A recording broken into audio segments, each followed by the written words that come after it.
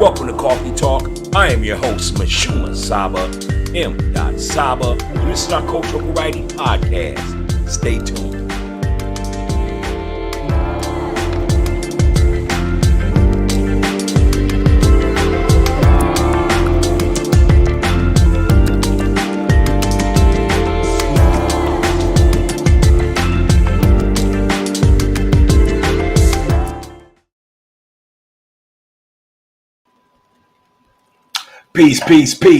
Peace, and welcome to Coffee Talk Podcast, the Cultural Variety Podcast show.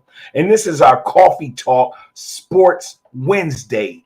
So on Sports Wednesday, we like to bring you what we have in sports.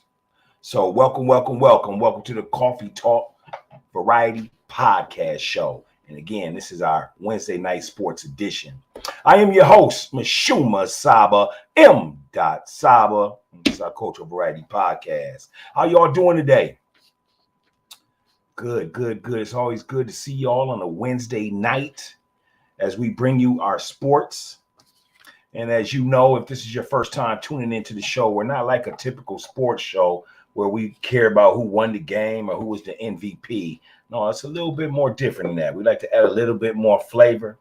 And we like to talk about our historical heroes, our historical figures who are heroes to us, so we like to bring them to the forefront, man, and just tip our hats off to them and show our appreciation and our gratitude for our heroes. You know what I'm saying? So again, this is the show Coffee Talk Podcast. And tonight we're going to be talking about Joe Louis.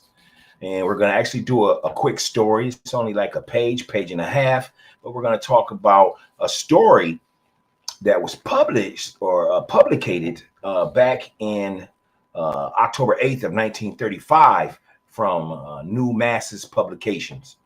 And the title of it is Joe Louis Uncovers Dynamite. So we're definitely going to discuss that. But if this is your first time to the show, we never start a show without giving it its flavor. So tonight's flavor and wise words, we're going to go ahead and give that to you so we can begin. Today's flavor is tea. Tea is the tea from Turkey is one of the biggest tea cultures around the world. With its number of varieties, the best teas in the world, one of them is Turkish tea. A Turkish tea experience in Istanbul is grown on the coast of the Black Sea. And the best black tea in the world is Turkish tea. So you ever get a chance to try some Turkish tea, check that out as your tea. You know what I'm saying? So again, we only give you the flavor. And, we like to welcome you to the show. So when you come on in to our humble home, man, pour yourself some coffee, some cappuccino, hot chocolate if it's in the cold months, a smoothie, some wine, some water, some tea. But just come on in, kick your feet up, and enjoy. So that is the flavor right now is Turkish tea. Now the wise words for tonight is this. Don't give your power to powerless things. Again, don't give your power away to powerless things. And what I mean by that is this. Sometimes we over worry. Or we put too much worry into something. Let's say, just for an example, let's say you have a quiz coming up, you have some important documents, you got a deadline coming up or whatnot, and you're putting a lot of stress on you. So again, don't put your power into powerless things. You got it. You got it, and we got your back. So that's our wise words for today. Now let's go ahead and dive right on in, shall we? Let's talk about Joe Louis, one of the greatest ever. Joseph Louis Barrow was born May 13th, 1914, and he went to his essence April 12th, 1981. Joe Louis was a professional boxer who competed from 1934 to 1951. He was nicknamed the Brown Bomber. Louis is widely regarded as one of the greatest and most influential boxers of all time. He reigned as the world heavyweight champion from 1937 until his temporary retirement in 1949. He was victorious in 25 consecutive title defenses, a record for all weight classes. Louis had the longest single reign as a champion of any other boxer in the history of boxing. So nobody's had 25 title defenses. You know, if you even had 10 championship title defenses, man, you're Hall of Fame already. You know, I want to say Mayweather might have had maybe 7 or 8. You know, born in rural Chambers County, Alabama, Joe Louis was the 7th of 8 children of Monroe Barrow and Lily Reese Barrow. Both of his parents were children of former slaves. Alternating between sharecropping and rental farming, Monroe was an African American with some European ancestry, while Lily was half Cherokee. Louis made his debut in 1932 at the age of 17. Legend has it that before the fight, the barely literate Joe Louis wrote his name so large that there was no room for his last name, and thus became known as Joe Louis for the remainder of his boxing career. In 1933, Louis won the Detroit area Golden Gloves Novice Division Championship against Joe Biskey for the light heavyweight classification. He later lost in the Chicago Golden Gloves Tournament of Champions the next year. Competing in the Golden Gloves Open Division, he won the light heavyweight classification this time, also winning the Chicago Tournament of Champions against Max Barer. By the end of his amateur career, Joe Louis's record was 50 wins, 4 losses with 43 knockouts. Joe Louis had only 3 losses in his professional fights. He tallied 52 knockouts and held the championship from 1937 to 1949, the longest span of any heavyweight with a title. After returning from retirement, Louis failed to regain the championship in 1950, and his career ended after he was knocked out by Rocky Marciano in 1951. Man, you go talk to your grandparents, some of your elder uncles. A lot of people still have a bad taste about seeing our hero Joe Louis lose to Rocky Marciano. As you do know, Rocky Marciano used to have the record in boxing as what? I think it was 48 or 49-0.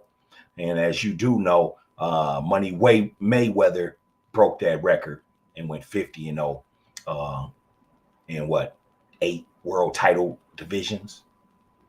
So yeah, man. What is your thoughts on Joe Louis, man? Joe Louis, man, he stood at 6'2". So he wasn't no little dude, right? And then he's fighting in some of the toughest boxing areas, man. He's coming out of the Detroit area Golden Gloves. Oof, and the Chicago area Golden Gloves. I'm going to tell you right now, man, we have all kind of fighters all throughout the country as well as the world. Now, some tend to say that in professional boxing, America has the greatest boxers. But right now, there's a lot of boxers that are overseas that are holding the belts. What's your thoughts on it? What's your thoughts on boxing? Are you excited for the upcoming matches this spring? Do you miss the old golden era of the late 80s and 90s? What's your thoughts on boxing? Have you ever even been to a boxing match? What's that like? Were you excited? Leave your comments and let us know.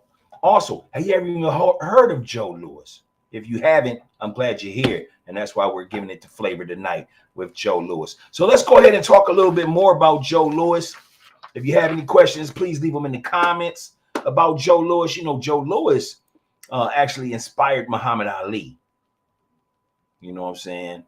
Back when he was Cassius Clay, before he changed his name to his righteous name. Peace to the God, Muhammad Ali, no doubt.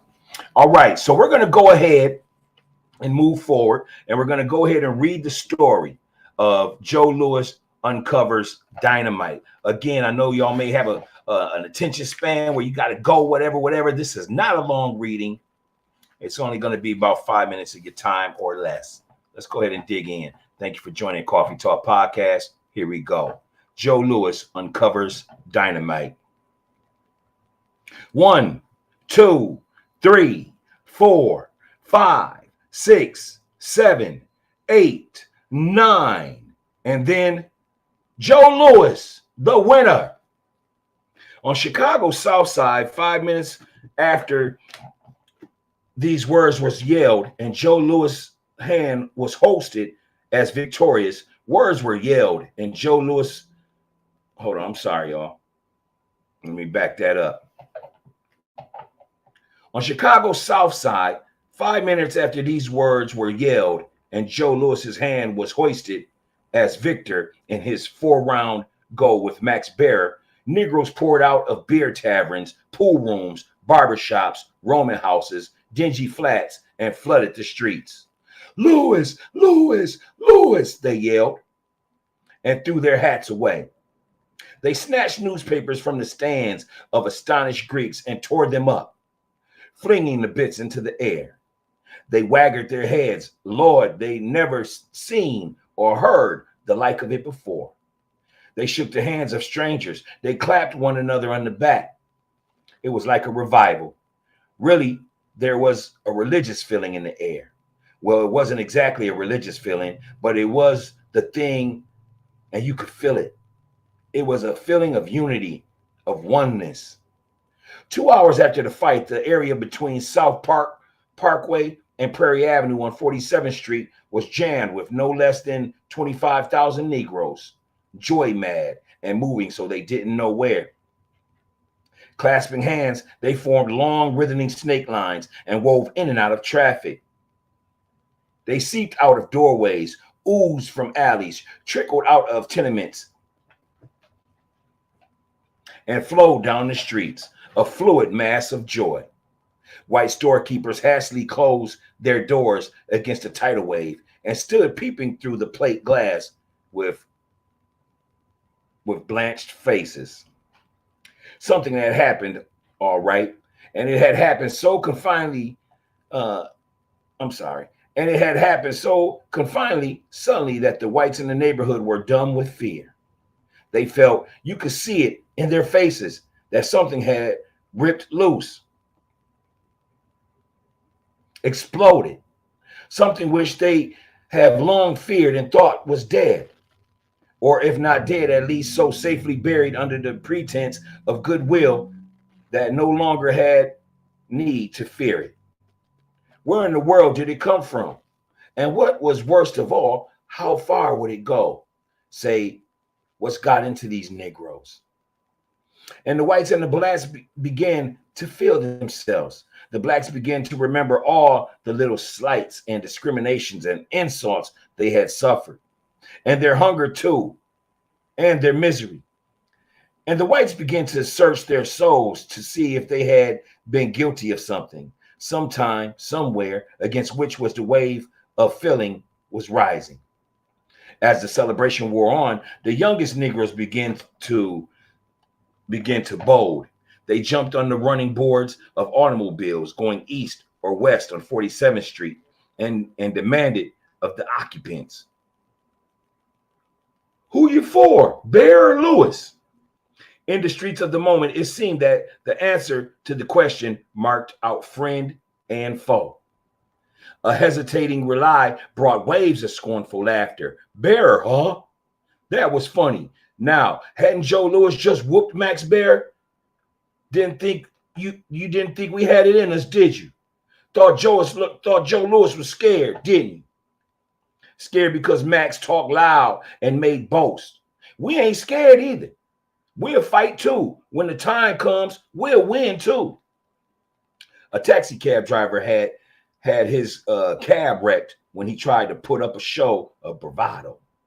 Then they began stopping streetcars like a cyclone sweeping through a forest.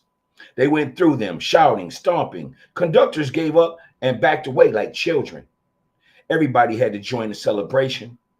Some of the people ran out of the cars and stood pale, trembling in the crowd. They felt it too. And the crush of the pocketbook snapped open, money spilled on the street for eager black fingers. They stole it from us anyhow, they said as they picked it up. When an elderly Negro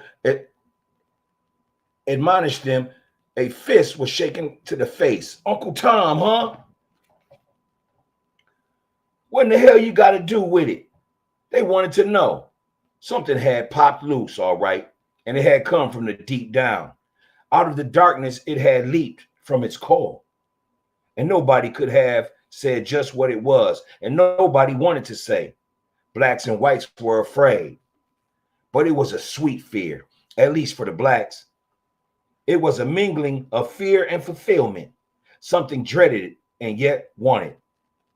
Something had popped out of the dark hole, something with a hydra-like head, and it was darting forth its tongue. You stand on the borderline wondering what's beyond. Then you take one step and you feel a strange, sweet tingling. You take 2 steps and the feeling becomes keener. You want to feel some more? You break into a run. You know it's dangerous, but you've propelled in spite of yourself. 4 centuries of oppression, of frustrated hopes, of black bitterness, felt even in the bones of the bewildered young. We're rising to the surface. Yes, unconsciously, they had imputed to the brawny image of Joe Louis all the bulked up dreams of revenge, all the secretly visualized moments of retaliation, and he had won. Good God Almighty. Yes, Jesus, it would be done. Didn't Joe do it? You see, Joe was the consciously felt symbol. He was the concentrated essence of black triumph over white. And it comes so seldom. And what could be sweeter than long nourished hate, vicariously grafted? From the symbol of Joe's strength, they took strength. And in that moment, all fear, all obstacles were wiped out, drowned. They stepped out of the mirror of hesitation and a resolution and were free, invincible. A merciless victory over a fallen foe. Yes, they had felt all that for a moment. And then the cops came. Not the carefully picked white cops who were used to batter the skulls of white workers and intellectuals who came to the South Side to march with the black workers to show their solidarity in the struggle against Mussolini and pending invasion of Ethiopia. Oh no, black cops, but trusted black cops, and plenty tough. Cops who knew their business, how to handle delicate situations. They piled out of patrols, swinging clubs. Get back, goddammit, get back. But they were very careful, very careful. They didn't hit anybody. They too sensed something, and they didn't want to trifle with it. And there's no doubt, but there had been instructed not to. Better go easy here. No telling what might happen. They swung clubs, but pushed the crowd back with their hands. Finally, the streetcars moved again. The taxis, the automobiles could go through. The whites breathed a little easier. The blood came back to their cheeks. The Negroes had stood on the sidewalks talking, wondering, looking, breathing hard. They had felt something, and it had been sweet. That feeling. They wanted some more of it, but they were afraid now. The spell was broken. And about midnight down the street, the feeling ebbed, seeping home, flowing back to their beer tavern, the pool room, the cafe, the barber shop, the dingy flat. Like a sullen river, it ran back to its muddy channel, carrying a confused, sentiment memory on its surface, like water-soaked driftwood. Say, comrade, here's the wild river that's got to be harnessed and directed. Here's that something, that pent-up folk consciousness. Here's a fleeting glimpse of the heart of the Negro, the heart that beats and suffers and hopes for freedom. Here's that fluid something that's like iron. Here's the real dynamite that Joe Louis uncovered. This is from the New Masses, dated October 8th, 1935. So how do y'all feel about that? People were happy to see Joe Louis win, to beat Bauer. That we started to go into the streets, man, and yell. We had a champion. His name was Joe Louis. One of the greatest of all time. So we want to go ahead here at Coffee Talk and just tip our hat to our ancestor, to our hero, to the boxing legend, to the boxing giant, Joe Louis. We salute you. As we put up the universal peace sign, we thank you for tuning in to Coffee Talk Podcast, Sports Edition. We'll see y'all this weekend when we come back for Grown Folks Night. So be here this weekend so that you can have fun, smile, laugh, have a little humor, crack jokes, and just enjoy yourself and have a good time. You know what I'm saying? So again, thank you for tuning in to Coffee Talk Podcast. I am your host, MISHUMA SABA, M. SABA, and this is our Cultural Variety Podcast. Peace.